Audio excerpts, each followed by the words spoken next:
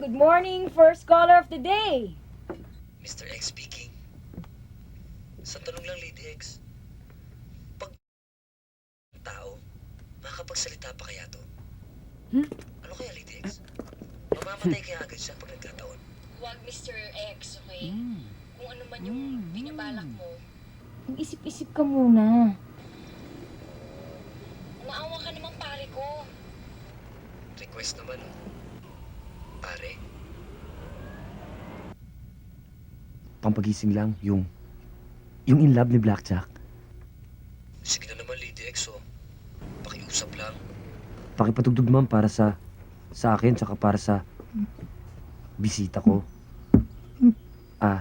Este, Para pala sa may-ari